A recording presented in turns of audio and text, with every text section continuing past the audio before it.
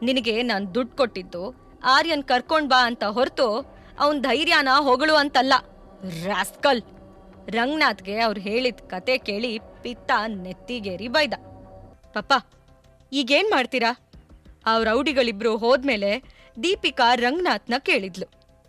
ಇಲ್ ನಡೀತಿದ್ದ ಡ್ರಾಮಾ ಎಲ್ಲ ನೋಡ್ತಿದ್ದ ವನಜಾಕ್ಷಿ, ಇನ್ನೇನ್ ಮಾಡೋದು, ಮತ್ತೆ ಟ್ರೈ ಮಾಡ್ಬೇಕು ಅಷ್ಟೆ. ಅವನು ಇವತ್ತು ಸೇವ್ ಆಗಿರ್ಬೋದು, ಆದ್ರೆ ಪ್ರತಿ ಸಲ ಹಿಂಗೆ ಆಗತ್ತೆ ಅಂತ ಹೇಳಕ್ಕಾಗಲ್ಲ ಅಲ್ವಾ ಅಂತ ಹೇಳಿದ್ಲು. ಇಲ್ಲ, ಮುಂದಿನ ಸಲ ನಮ್ಗಿನ್ನೂ ಕಷ್ಟ ಇರತ್ತೆ. ರಂಗನಾಥ್ ಸ್ವಲ್ಪ ಯೋಚನೆ ಮಾಡಿ ಹೇಳಿದ್ರು. ಈಗ ಸ್ಕೂಲ್ ಸ್ಟಾಫ್ಗೂ ವಿಷಯ ಎಲ್ಲ ಗೊತ್ತಾಗಿದೆ. ಅವರು ತುಂಬಾ ಅಲರ್ಟ್ ಆಗಿರ್ತಾರೆ.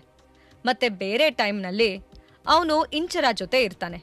ಆಗ ಅವನನ್ನ ಕಿಡ್ನಾಪ್ ಮಾಡಕ್ಕಾಗಲ್ಲ ಅಂತ ರಂಗನಾಥ್ ಅಂದ್ರು. ಪಪ್ಪ, ಹೇಗಾದ್ರೂ ಮಾಡಿ ಬೇಗ ನಮ್ ಕೆಲ್ಸ ಮುಗಿಸಿ ಇಂಚರಾಗೆ ಮದ್ವೆ ಮಾಡ್ಬೇಕು. ಮಯೂರ್ ಯಾವಾಗ ಬೇಕಾದ್ರೂ ಚೇಂಜ್ ಆಗ್ಬೋದು. ನಾವು ಆ ಚಾನ್ಸ್ ತಗೊಳಕ್ಕಾಗಲ್ಲ, ದೀಪಿಕಾ ಹೇಳಿದ್ಲು. ಅವಳ ಧ್ವನಿಲಿ ಸ್ವಲ್ಪ ಗಾಬರಿ ಇತ್ತು. ಡೋಂಟ್ ವರಿ, ನಾನೇನಾದ್ರೂ ಮಾಡ್ತೀನಿ.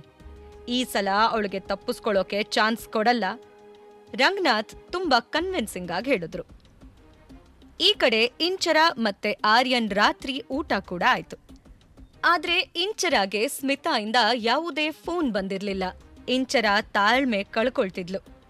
ಅವಳಿಗೆ ನಾಳೆನೇ ಲಾಯರ್ನ ಮೀಟ್ ಮಾಡ್ಬೇಕಾಗಿತ್ತು. ಇದನ್ನೆಲ್ಲ ಯೋಚನೆ ಮಾಡ್ತಿರ್ಬೇಕಾದ್ರೆ ಅವಳಿಗೆ ಸ್ಮಿತಾ ಕಡೆಯಿಂದ ಕಾಲ್ ಬಂತು. ಹಾಯ್, ಏನಾದ್ರೂ ಗೊತ್ತಾಯ್ತಾ? ಇಂಚರ ಫೋನ್ ಎತ್ತಿದ ತಕ್ಷಣ ಕೇಳಿದ್ಲು. ಇಲ್ಲ ಇಂಚರ, ವೆರಿ ಸಾರಿ. ನಾನು ಎಲ್ಲಾ ತರ ಟ್ರೈ ಮಾಡ್ದೆ. ನನ್ನ ಫ್ರೆಂಡ್ ಒಬ್ನಿಗೆ ಒಬ್ರು ಲಾಯರ್ ಗೊತ್ತು.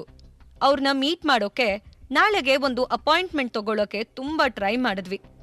ಬಟ್ ಅವ್ರು ಯಾವುದೋ ಹೈ ಪ್ರೊಫೈಲ್ ಕೇಸ್ ಇದೆ ಅಂತ ಇನ್ನೂ 3 ದಿನ ಸಿಗಲ್ಲ ಅಂದ್ರು. ಇನ್ನೂ ನಮ್ family lawyer, he's out of India. ನಾನು ನನ್ನ ಬೇರೆ ಫ್ರೆಂಡ್ಸ್ಗೂ ಹೇಳಿದ್ದೀನಿ. Let's wait.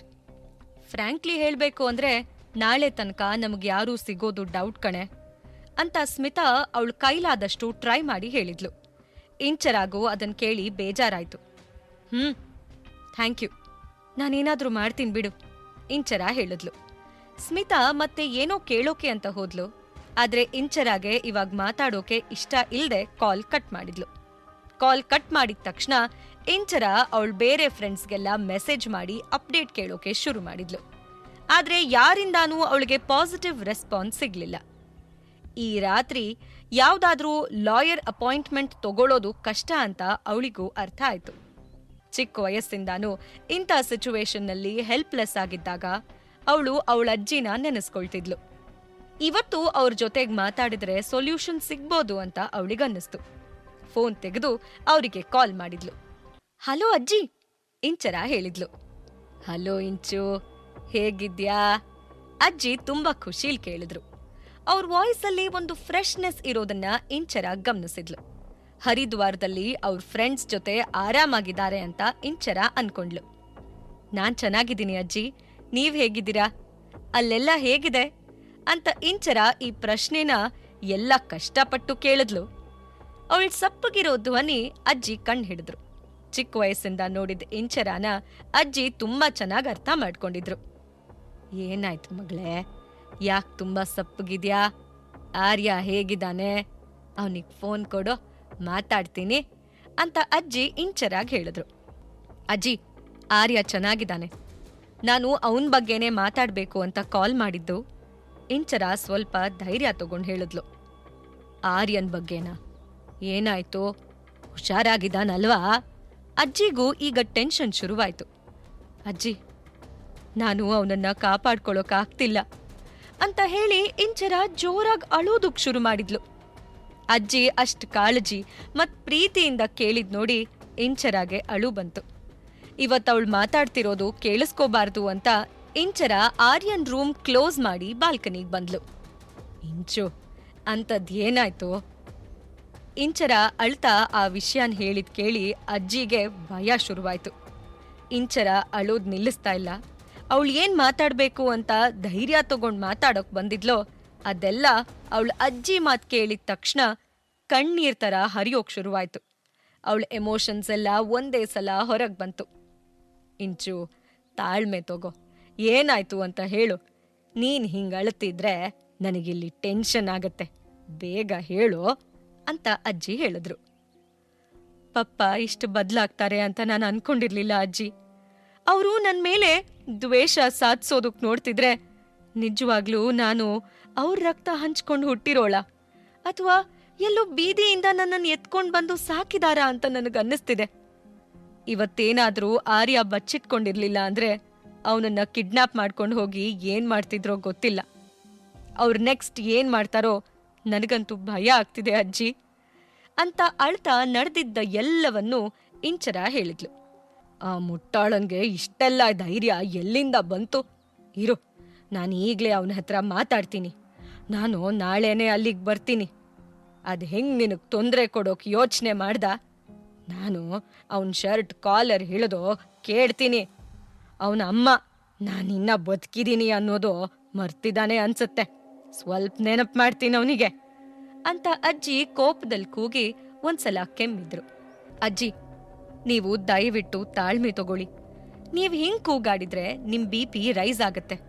ನೀವು ಪ್ಲೀಸ್ ಸ್ವಲ್ಪ ಕಾಮ್ ಡೌನ್ ಆಗಿ ಮೊದಲು ನೀರ್ ಕುಡೀರಿ ಇಂಚರ ಅಂದ್ಲು. ನೀವೆಲ್ಲಿಗೂ ಬರೋಲ್ಲ, ಅಲ್ಲೇ ಇರ್ತೀರಾ. ನಾನು ನೀವಿಲ್ಲಿಗ್ ಬಂದು ಅಪ್ಪನ ಹತ್ರ ಜಗಳ ಮಾಡ್ಲಿ ಅಂತ ಇದನ್ನೆಲ್ಲ ನಿಮಗ್ ಹೇಳಲಿಲ್ಲ. ನನಗೆ ನಿಮ್ ಜೊತೆ ಮಾತಾಡ್ಬೇಕಿತ್ತು, ಅದಕ್ಕೆ ಫೋನ್ ಮಾಡ್ದೆ ಅಂತ ಇಂಚರ ಅರ್ಥ ಮಾಡ್ಸೋಕೆ ಟ್ರೈ ಮಾಡಿದ್ಲು. ಅವಳಿಗಾಗಿರೋ ತೊಂದ್ರೆ ಜೊತೆಗೆ ಇನ್ನೊಂದ್ ತೊಂದ್ರೆ ಅವಳ ಮೇಲ್ ತಗೊಳ್ಳೋಕೆ ಇಷ್ಟ ಇರ್ಲಿಲ್ಲ. ನಿನಗೇನ್ ಹುಚ್ಚಿಡ್ದಿದ್ಯಾ? ರಂಗನಾಥ್ ಅವನ್ ಸ್ವಂತ ಮಗಳ ಮೇಲೆ ದ್ವೇಷ ಸಾರ್ತಿದ್ದಾನೆ. ಇದನ್ ನೋಡಿ ನಾನು ಕೈ ಕಟ್ಕೊಂಡು ಸುಮ್ನೆ ಕೂರ್ಬೇಕಾ? ಅಜ್ಜಿ ಈಗ ಇಂಚರಾಗೆ ಬೈಯೋಕ್ ಶುರು ಮಾಡಿದ್ರು. ನೀನು ಸಂಗಮ್ನ ಕೇಳಿದ್ಯಾ? ಅಜ್ಜಿ ಇಂಚರಾನ್ ಕೇಳಿದ್ರು. ಇಂಚರ ಸಂಗಮ್ ಹೆಸರು ಕೇಳಿದ ತಕ್ಷಣ ಆ ಕಡೆ ಈ ಕಡೆ ನೋಡೋಕೆ ಶುರು ಮಾಡಿದ್ಲು. ಅವಳ ಅಜ್ಜಿ ಮಾತನ್ನ ಮರ್ಸೋಕೆ ಪ್ರಯತ್ನ ಪಟ್ಲು, ಆದ್ರೆ ಅಜ್ಜಿ ಬಿಡ್ಲಿಲ್ಲ. ಹಾ ಗೊತ್ತು. ಇಲ್ಲ ಅಂದ್ರೆ ಅವ್ರಿಗೆಲ್ಲ ಗೊತ್ತಿಲ್ಲ. ಇಂಚರ ಹೇಳೋದೋ ಬೇಡವೋ ಅನ್ನೋ ಸ್ಥಿತಿಲಿ ಹೇಳಿದ್ಲು. ನಂತರ ಅಜ್ಜಿ ಹತ್ರ ಅವಳ ಮತ್ತೆ ಸಂಗಮ್ ನಡುವೆ ಆಗಿದ್ದ ಜಗಳಗಳು, ಸಂಗಮ್ ಮತ್ತೆ ಆರ್ಯನ್ ನಡುವೆ ಆಗಿದ್ದ ಮಾತುಕತೆ, ಮತ್ತೆ ಸಂಗಮ್ ಹೆಲ್ಪ್ ಮಾಡ್ತೀನಿ ಅಂತ ಆಫರ್ ಮಾಡಿದ್ದು ಎಲ್ಲ ಹೇಳಿದ್ಲು. ಇಂಚರ ಮುಂದೆನೆ ಒಂದು ದಾರಿ ಇಟ್ಕೊಂಡು ಅವಳು ಅದನ್ನ ಕ್ಲೋಸ್ ಮಾಡ್ಕೊಂಡಿದ್ದಾಳೆ ಅಂತ ಅಜ್ಜಿಗ್ ಗೊತ್ತಾಯ್ತು. ಇಂಚರ, ನನಗೆ ಚೆನ್ನಾಗ್ ಗೊತ್ತು ನೀನು ಅವನು ಯಾವತ್ತೂ ಸರಿಯಾಗೆ ಕೂತ್ಕೊಂಡ್ ಮಾತಾಡಿಲ್ಲ ಅಂತ. ನೀವು ಶುರು ಮಾಡೋದು ಜಗಳದಿಂದ ಮತ್ತೆ ಮುಗಿಸೋದು ಜಗಳದಿಂದ. ಅದಕ್ಕೆ ಕಾರಣ ಏನ್ ಗೊತ್ತಾ? ನೀನೀಗೋ ಅಷ್ಟೆ. ನೀನು ಸೆಲ್ಫ್ ರೆಸ್ಪೆಕ್ಟ್ ಇಟ್ಕೋಬೇಡ ಅಂತ ನಾನು ಹೇಳ್ತಾ ಇಲ್ಲ, ಆದ್ರೆ ಆರ್ಯನ್ಗೋಸ್ಕರ ನಿನ್ ಈಗೋನ ಪಕ್ಕಕ್ಕಿಟ್ಟು ಅವನ ಹತ್ರ ಮಾತಾಡು. ಅವನಿಂದ ಸಹಾಯ ತಗೊಳ್ಳೋದ್ರಿಂದ ನಿನ್ ಸೆಲ್ಫ್ ರೆಸ್ಪೆಕ್ಟ್ ಏನೂ ಹೋಗಲ್ಲ, ಮತ್ತೆ ನೀನ್ ಇಂಡಿಪೆಂಡೆಂಟ್ ಆಗೇ ಇರ್ತೀಯ ಅಂತ ಮತ್ತೆ ಅಜ್ಜಿ ಸಮಾಧಾನವಾಗಿ ಹೇಳಿದ್ರು. ಅಜ್ಜಿ ಮಾತುಗಳು ತುಂಬಾ ಸಿಂಪಲ್ ಆಗಿದ್ವು, ಆದ್ರೆ ಈಗ ಇಂಚರ ಡಿಸೈಡ್ ಮಾಡೋಕ್ ಬೇಕಾಗಿರೋದು ಅಷ್ಟೇ ಆಗಿತ್ತು. ಅಜ್ಜಿ ಜೊತೆ ಮಾತಾಡಿದ್ಮೇಲೆ ಇಂಚರ ಮನಸ್ಸು ಸ್ವಲ್ಪ ಹಗುರ ಆಯ್ತು. ಅವಳು ಅನ್ಕೊಂಡಿದ್ ಸರಿ ಅಂತ ಫೋನ್ ತೆಗೆದು ನಾಳೆ ಲಾಯರ್ನ ಮೀಟ್ ಮಾಡೋಣ್ವಾ ಅಂತ ಸಂಗಮ್ಗೆ ಮೆಸೇಜ್ ಹಾಕಿದ್ಲು. ಪಾಕೆಟ್ ಎಫ್ಎಂ ಆಡಿಯೋ ಸೀರೀಸ್ ಆದಂಥ ಪ್ರೇಮಲೋಕ ಕಥೆನ ಈಗ್ಲೇ ಕೇಳಿ. ಲಿಂಕ್ ಡಿಸ್ಕ್ರಿಪ್ಷನ್ ನಲ್ಲಿ ಇದೆ.